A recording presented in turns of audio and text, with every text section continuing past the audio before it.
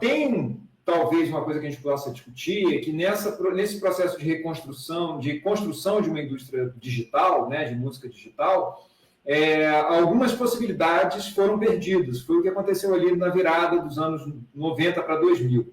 Não sei se seria uma indústria melhor ou pior, mas ela foi pensada, foi proposta uma outra indústria. Como ela se constituiu no streaming, a gente precisa entender uma coisa, né? Os serviços de streaming, eles não são um resultado técnico, né? Isso que eu defendo. Eles não são um resultado meramente técnico da distribuição digital de música. Por exemplo, a questão era, não, porque a distribuição do peer-to-peer é inferior, ela tem problemas e, portanto, precisamos de uma distribuição melhor, e o streaming é uma tecnologia mais avançada, né? Não se trata disso de forma alguma. O streaming, os serviços de streaming, né, tal qual eles se configuraram, foi a partir de um conjunto de demandas políticas, né, de poder, que os titulares dos direitos autorais, editoras sobretudo, e depois gravadores, que tinham perdido muito poder na virada do século, eles impuseram a essas empresas, essas startups, e então elas começaram a construir um modelo de negócio muito complicado, porque qual foi a grande demanda desses titulares de direitos autorais, né? Era o de que os arquivos não poderiam ser mexidos pelos usuários, como era no peer-to-peer. Quem criava a demanda, quem criava a escala nessa economia era a demanda. Então, eu entrava lá no Napster, por exemplo, só para citar o mais conhecido, né? E queria uma música do Metallica, ou queria uma música do Bob Dylan, ou queria a música do cara que toca aqui blues na esquina. E aí eu ia lá, procurava, e outras pessoas tinham para me oferecer, e nós trocávamos, e aí estávamos trocando com 4, 5 pessoas ao mesmo tempo. Né? Então, os usuários criavam essa demanda, o fluxo de música digital. A principal demanda dessa indústria, da indústria dos direitos autorais, foi, olha, nós não queremos que isso aconteça, é preciso que os usuários virem consumidores e não distribuidores. Esse é o ponto fundamental para a gente entender toda a indústria de hoje, né? Para o bem e para o mal, né? Depois a gente pode fazer uma avaliação, mas esse é o chão do debate. E aí o que acontece? Só que aí você tem um problema, quando esses serviços de streaming, eles pegam catálogos de milhões de músicas, porque eles precisavam de muita música para competir com o peer-to-peer, né? E aí a gente podia até discutir depois, a Apple criou o iTunes, mas o iTunes tinha um teto muito claro. E ele, quando atingiu o teto, ao invés da Apple mudar o modelo de negócio, ela falou, não, agora não me interessa porque eu tenho o iPhone, e o que vende o iPhone, o telefone celular, é o quê? Foto. Né? Ironia do destino, quis que a Samsung fizesse uma câmera melhor do que a da Apple, então ela vende mais, tem vendido tantos telefones celulares, mas exatamente essa é a lógica. O que faz a gente comprar, fundamentalmente, é o processador, sobretudo para a imagem. E aí, o que acontece? Essa indústria se volta para as empresas de peer-to-peer e fala, olha, quem quiser negociar com a gente para fazer uma nova tecnologia, a gente aceita, mas tem que cumprir essa demanda. E algumas empresas, eu diria, sobretudo o Spotify, cumpriram isso. Qual é o problema para a gente chegar no algoritmo?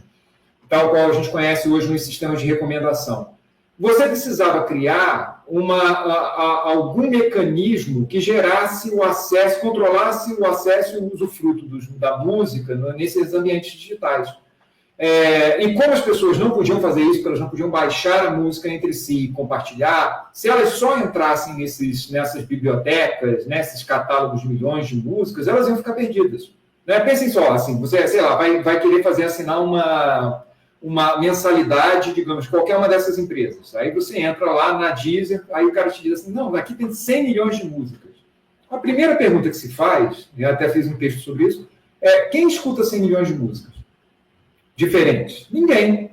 Vejam, notem como isso é uma loucura, isso é uma construção social do valor dessas empresas. Mas aí elas dizem, não se preocupe, você não vai ficar perdido. Se você me pagar a mensalidade, ou se me der os seus dados no prêmio, eu te dou essas músicas e músicas que você pode vir a gostar. Então, elas desenvolveram essa tecnologia, primeiro, para atrair e prender esses usuários na plataforma. Ao mesmo tempo, elas começaram a descobrir, e isso é muito interessante, que distribuir música não dá dinheiro, música digital. Mas você fazer mineração de dados e ter algum controle sobre as escolhas de consumo dos seus consumidores, seus usuários, te dá muito dinheiro. Então, há o que alguns autores chamam de virada curatorial. Essas empresas começam a investir em sistemas de recomendação, algo cada vez mais sofisticados.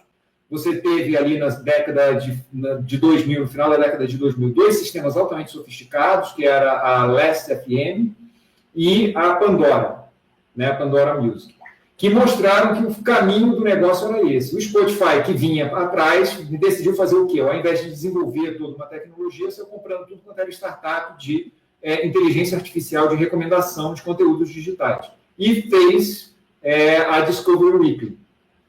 Ali ele dizia, bom, agora temos uma super tecnologia de prescrição das escolhas dos nossos consumidores.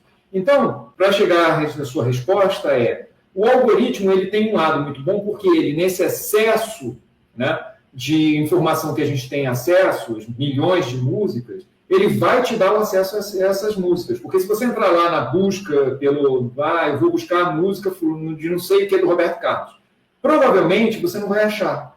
Mas o algoritmo vai entender que você quis e, pouco a pouco, ele vai aprendendo que você quer ouvir a música, sei lá, do Roberto Carlos. Né? E aí ele vai dizer, não, mas se você escuta Roberto Carlos, você vai gostar do Erasmo Carlos. Se você gosta do Erasmo Carlos, você vai gostar de não sei o que, ele pode chegar até um tipo de artista que você nunca esperou, porque também é isso, né? Esses algoritmos, eles trabalham com especulação, é a lógica do mercado financeiro. Aí, sei lá, aparece um músico de hard rock, de heavy metal no meio da playlist lá que tem o pessoal da Jovem Guarda. E aí você fala, pô, mas eu não escuto isso, o que está acontecendo aqui, né? E aí, de repente, eventualmente, se você não gosta, você pula aquela música. Isso é uma informação para o sistema. Né? Se você gosta daquela música, apesar de não conhecer, isso é o prêmio maior desse sistema. E aí, o que acontece? Ele começa a te indicar mais músicas parecidas. Tudo isso para dizer, sem esses algoritmos é impossível ouvir música no streaming. Mas, acima de tudo, qual é o problema? Como ele é um algoritmo programado dentro de uma lógica de uma empresa privada que precisa ganhar dinheiro, ele vai fazer o quê?